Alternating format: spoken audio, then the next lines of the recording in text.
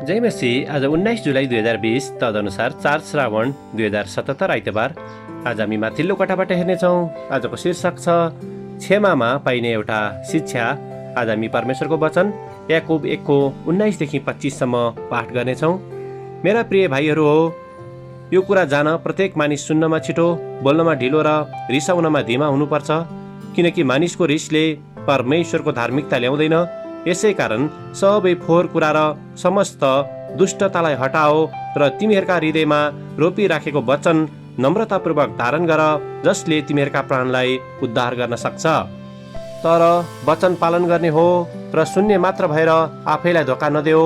कुनै मानिसले वचन सुन्छ तर पालन गर्दैन भने त्यो एउटा यस्तो मानिस जस्तो हुन्छ जसले आफ्नो अनुहार ऐनामा हेर्छ, किनकि त्यसले आफैलाई हेर्छ र गइहाल्छ र त्यो आफै कस्तो थियो त्यो तुरुन्तै बिर्सिहाल्छ।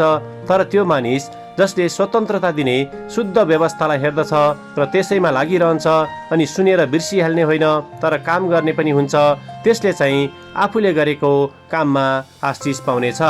आमेन। लेखक यूहन्ना 20:23 यहाँ जोड दिनुहुन्छ। जसका पाप तिमीहरू क्षमा गर्छौ तिनीहरूलाई क्षमा हुन्छ र जसका पाप तिमीहरू क्षमा गर्दैनौ क्षमा हुने छैन। आमेन। लेखक आफ्नो अनुभवलाई यहाँ यसरी वर्णन गर्नुहुन्छ। धेरै वर्ष अघि मैले सन्डे स्कुलको 9औं कक्षामा पढाउँदथेँ। एउटा आइतबार हप्ताभरिको समारोह सकिएपछि म कक्षा कोठामा सजाइएका कागजका रिबनहरूलाई हेर्न गएको थिएँ। तर ती कुराहरू निहाल्दै गर्दा कक्षामा रहेका बालबालिकाहरूले मलाई हाँस्न थाले। तब सन्डे स्कुलको काम र मलाई गरेको अवहेलनालाई लिएर म निकै रिसाएर उनीहरूलाई दण्ड दिन थालेँ। केही बेरसम्म कराएपछि मैले उनीहरूका दुखी र मलिन अनुहारलाई फेरि याद गरेँ र तब सायद अलि गलत गरेँ कि भन्ने आभास मलाई भयो। त्यसैले मैले आफूलाई सम्हालेर उनीहरूलाई मेरो व्यवहारको निम्ति क्षमा मागेँ। साथै मेरो श्रीमती अस्पतालमा निकै गम्भीर बिरामी भएर राखिएको र त्यसको चिन्ता र फिक्रीबाट आफूले ठिक तरिकाले विचार गर्न नसकी म त्यसरी आवेशमा आएको कारण पनि बताएँ।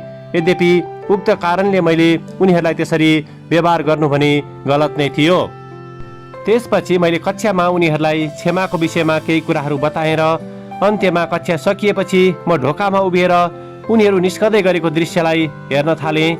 जसै तिनीहरू एक एक गर्दै निस्किँदै थिए, हरेक विद्यार्थीले मलाई अङ्गालोमा हाले, साथै मेरो काँध र हातमा थाप मार्दै बाहिर निस्किए। उनीहरूले क्षमाको विषयमा सिकेर त्यसलाई प्रस्तुत गरेको उदाहरण देखेर म निकै खुसी भएको थिएँ।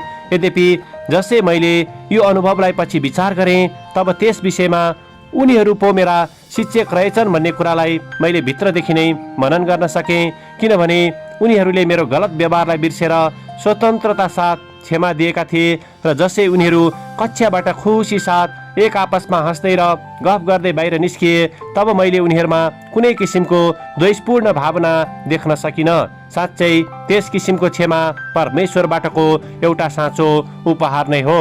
आमेन।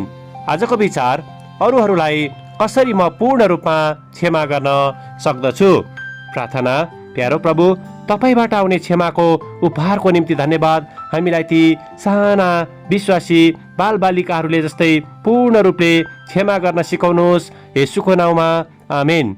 आजको लेखक केन क्लार, अमेरिका।